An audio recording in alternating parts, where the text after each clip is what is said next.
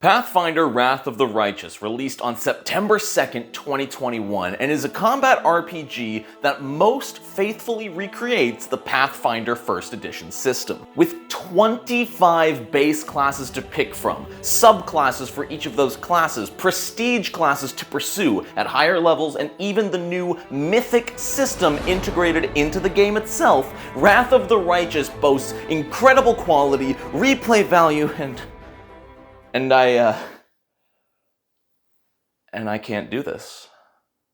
I am nothing without my values, honesty, integrity, and it would be doing the community, Owlcat Games, Paizo, and myself a huge disservice to fake my reactions and lie about my opinions on different things. I do not like Pathfinder Wrath of the Righteous, and here's why.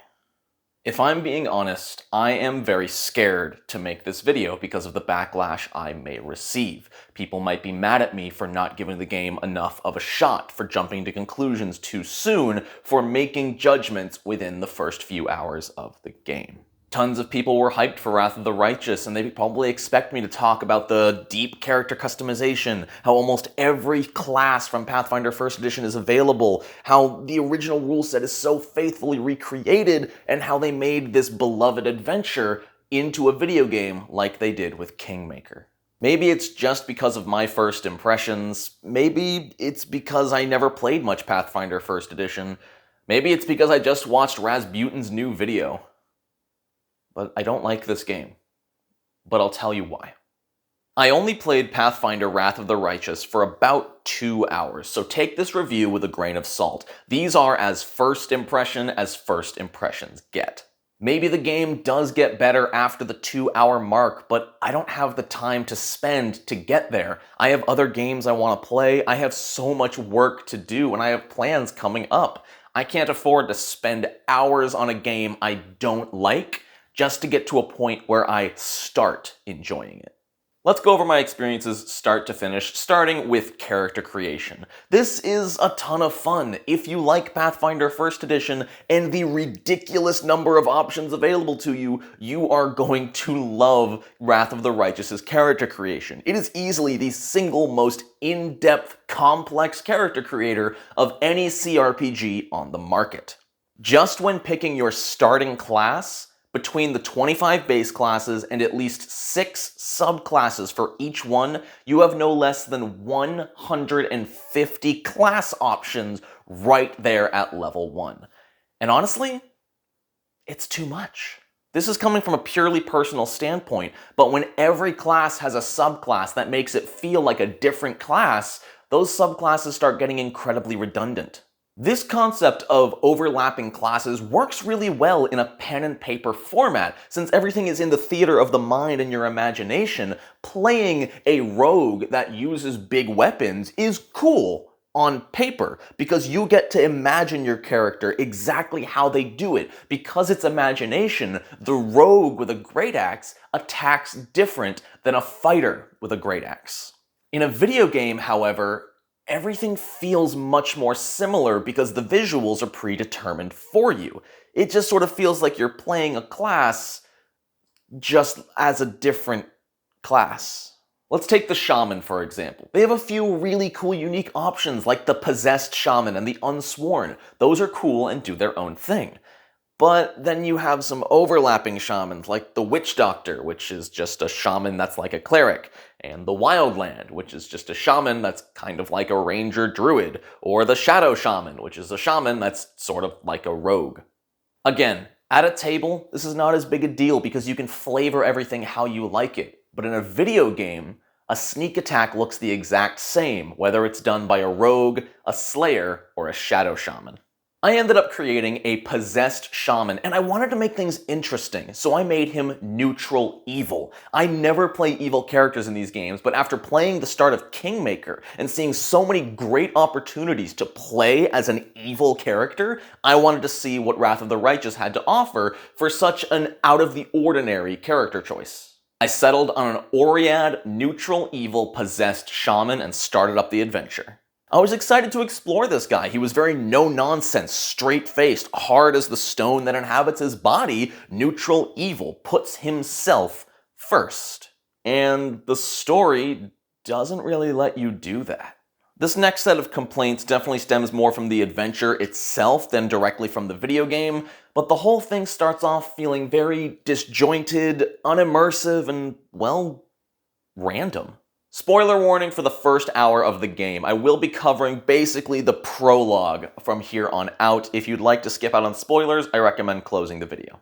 You start the game and you are pulled into the middle of town square on a stretcher by some random people in this random town suffering from a random wound you got from a random demon. Where are you? Why are you there? Why should you care? This is all probably explained later, but in the first hour of the game, you don't get to find out why you're there or why you should care about anybody around you. After you get all healed up, you're told, go enjoy the festival, have fun. You have no choice in the matter. My neutral evil, stone-faced Oread Shaman was forced to partake in a drinking contest and punch a mannequin for fun, even though neither of those things are what he would ever do. He would never want to take place in these festivities, and that's already taking me out of my own character. But you cannot proceed the story without doing so. It almost feels like a game master who's saying something like, guys, I spent hours setting up this festival, and you're not even going to play the games? Well, if you don't play the games, I quit. I'm going home. And Mommy made Totino's pizza rolls. After being forced to partake in the festival games, oh no, demons attack and start destroying the city and killing people like the dragon lady. Oh no. You're hiding behind some barrels, and for some reason, you don't get a choice. Your character just decides, oh, I'm sure I can attack that easily level 20 demon lord, and then a hole opens up and you fall in.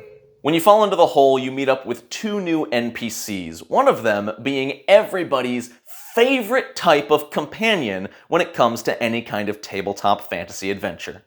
The Lawful Good Paladin.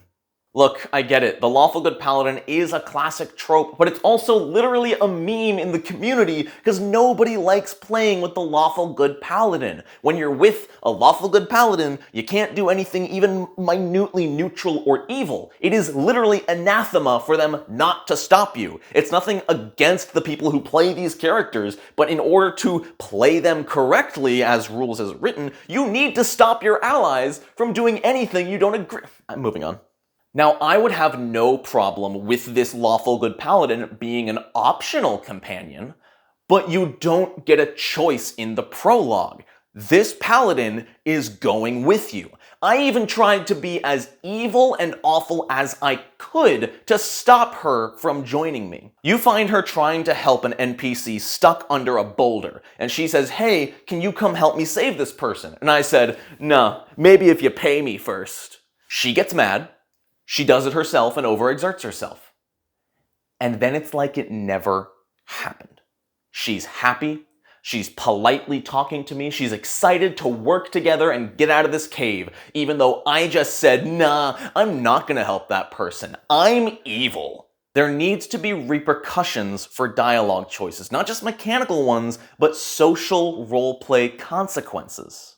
An amazing example of this is in Pillars of Eternity 2 with the character Palagina, who also happens to be a paladin. She agrees to join your party under the assumption that you help her accomplish her goals, which happen to coincide with the main story. However, when she joined my team, I didn't pursue the main story. I went off, I did some side quests. 30 minutes later, Palagina goes, excuse me, you promised me we would go do this thing, and instead we're over here wasting time. If we don't get things together and go do this thing, I am leaving you. This felt so immersive because my choices had direct social consequences with this character. Palagina reacted to me not doing the thing I told her I would do, and she remembered that. Whereas Sirah here in Wrath of the Righteous sees me do an evil act and immediately forgets it happens. This problem persists throughout pretty much the entire prologue of Wrath of the Righteous. Most dialogue trees are not trees. They're funnels. Most dialogue choices have 4 or 5 options, but only one of them will progress the story. So no matter how you want to act as your character, you will still need to say the correct line of dialogue to move things forward, and for the prologue at least, that line of dialogue usually coincides with, okay, let's help people and get out of here. So I proceed through the dungeon and we fight centipedes and flies. This is a pretty good time to talk about the combat. The combat works. It's no different than Pathfinder Kingmaker. Obviously, it's using a pre-written rule set that's in both games, so they can't change all that much, but there's absolutely nothing new here. Also, this opening dungeon is boring beyond all belief. There are no traps, there are no puzzles, and you get to fight centipedes, flies, centipedes, centipedes, spiders, flies, and centipedes. You fight no less than 7 or 8 combats that all feel the exact same. There is no strategy, there is no difficulty. I was playing a Shaman, a spellcaster, and I still just right-click basic attacked all of these enemies. Even the centipede spitters, who you'd think would be a ranged spitting attacker, would at least change the encounter up a little bit, but no, even the spitters would crawl up and bite you. I'm not sure if that's a design mistake, but the spitters never spit once. I will say that I encountered a few bugs in combat, nothing too game-breaking, just more annoying. First off, if enemies happen to enter into combat in a unique way, such as spiders lowering themselves from the ceiling, the fight would start off in a glitch. Only one of the spiders would enter combat. We would go back and forth until that spider dies, and the second it died, combat would end, restart, re-roll all the initiatives, and then the other spiders would take part. And during the initial encounter, I couldn't even target or attack the other 2 spiders, only the one that was in combat. The next bug was just weird. I honestly have no explanation for it. I play in the turn-based combat mode, so each unit acts on an individual initiative turn. Well, it was my turn, and I was just looking at my abilities, trying to decide on one to use, when one of my companions just took an attack of opportunity. I hadn't clicked a button, nothing was happening, one of my allies just killed an enemy on my turn with an attack of opportunity. I don't know if there was a glitch where the game thought it was in like real-time mode or something, but it was weird. I have no idea what happened. The final bug that was really annoying was the cutscene lag. I have a very, very poor quality recording of it right here. Basically, half the time when a cutscene would start in the game, there would be about 20 to 30 seconds of hang time. This recording you see right here was the game hanging, which gave me time to grab my phone, unlock it, go to camera, flip the camera, and hit record, and then still get that much hang time before the cutscene started. This happened roughly every other cutscene, and the first time it happened, I thought the game soft-locked, so bugs. So I proceed through the dungeon and find 2 more characters, one of them being this really cool spider girl who I actually really dig. She was the only companion that I had any interest in out of the first 4, and honestly the only companion who felt like they had a professional voice actor. I really don't like talking about things like this because I don't want to come across as insulting or like I'm making fun of these other voice actors. I am absolutely not. I am just being 100% honest and transparent about my thoughts and opinions. Camellia, Selah, and Lan all got under my skin with their voice acting. Selah felt fake and obnoxious. Her dialogue felt like an actor reading a script, not a natural character talking to me. To summarize, there are 3 of us with 5 working legs, 3 pairs of decent hands, 2 clear heads, and 1 made of wood. That's mine. Underground monsters beware!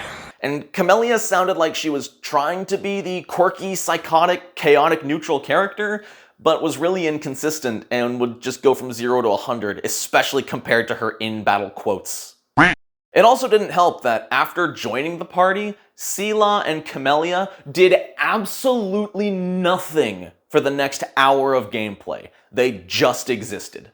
And you can't get rid of them. They just sit there in your party adding nothing. However, Lan is easily the worst offender when it comes to voices.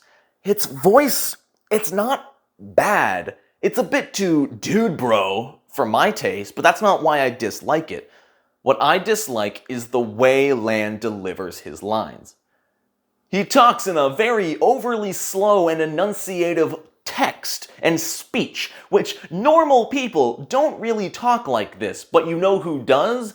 Actors who want to make sure they hit every line of dialogue and speak just slow enough that you don't miss a syllable. But have they ever tasted a fried rat with a side of moss sauce? Or my favorite, spider cakes? People often say that it's what's on the inside that counts. Well, this is my chance to prove it.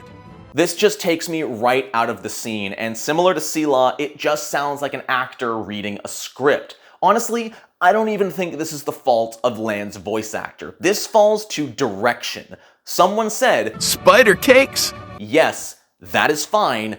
Keep doing that. This is something that should have been fixed by a director day one of recording. The final straw that broke my back came at the end of the first dungeon. You're granted the magical power of the angels because you picked up a sword that no one's been able to touch for decades, blah, blah, blah, blah, blah. You are forced to start down the angel mythic paths. You can't even say no. I'm sure this is designed as a tutorial for how the mythic path works, but it really feels bad when I'm trying to play a neutral evil character who is chosen by the angels. It pulls me out. Let me play my character. Give me the choice to say no. So we take this power to the nearby town where we're supposed to show it to the elder and promise to use it to save the children lost in the maze. Well, because Spider-Girl is chaotic and the only character I liked, she wanted to sneak away with the power, hide it, and escape with it. And I'm like, cool, that is right with my modus operandi. So we lie to the elder, we pretend we didn't find anything, and Lan's not okay with this, of course, so we say, let's sleep on it. Then, in the middle of the night, me and the Spider-Girl sneak out of town and try to escape from the underground without Lan. Spider cake? In doing so, I chose to abandon a struggling people, leave their children to suffer lost in a maze, and sneak away in the middle of the night with a holy power. And the lawful good Paladin still didn't say anything. That's when I stopped playing. I felt like I'd gotten a grip on the gameplay, the characters, and the quality I would come to expect if I continued playing this way. In the 2 hours I played, I didn't get to make a single meaningful choice. I was forced into the good, chosen one role, even though it completely went against my character, and I was not given a single reason to care about any character around me, or even myself. I'm sure a lot of these problems get better later on, but I just don't have the time or motivation to get there. So is Wrath of the Righteous a bad game? Well, in the first 2 hours, yes. It's slow, it's a slog, and there's no story hooks to get you invested in the game. The gameplay is basic, it's slightly buggy, the characters are one-dimensional, the voice acting is unimpressive, and your choices have zero impact. As of right now, I have gotten a refund for my purchase of Wrath of the Righteous. Maybe I'll purchase it again and play it sometime in the future after patches and updates have come out, and I have more time to devote to it. But as of right now, with games like Kingmaker and Pillars of Eternity on the market, I have no reason to play this game. First impressions are vital and will set the tone for the rest of my experience with a game. This one, unfortunately, was not good enough. Thank you all for watching. I'm sorry if this came off as negative, but I had a lot of feelings and I wanted to put them on paper, metaphorically speaking. I bear no ill will towards Owlcat or the developers or anything like that. You know, I love Pathfinder, I love this universe, and that's why I wanted to make this video. I care so much about the Pathfinder brand, and I didn't want to lie and pretend or just not talk about it. This is a big game for the Pathfinder community, and it would be criminal not to at least give my thoughts on it. If you are enjoying the game, please keep playing it. I've heard amazing amazing stories from people who are already loving it. It's only been out 2 days. There are people who are over 10 hours in and loving it. It's got like 90% on Steam right now. So people are enjoying it, and maybe I just missed something. Maybe it's because I played an evil character. That's totally possible, but it doesn't change my first impressions with the game. Also, because I got a refund, I unfortunately can't put any of my own footage in this video, so sorry for awkward footage or lack thereof. If you enjoyed this video, please do leave a like. It really helps out a ton, and subscribe to the channel if you want to see more Pathfinder content, specifically Pathfinder 2e. I don't know if I'll ever do more Wrath of the Righteous content because it's just not my style, but who knows? Maybe in the future they'll update some things and it'll be a game that I think I want to play again. So, thank you all so very much for watching. I hope you have a wonderful rest of your day. And until next time, no nat ones.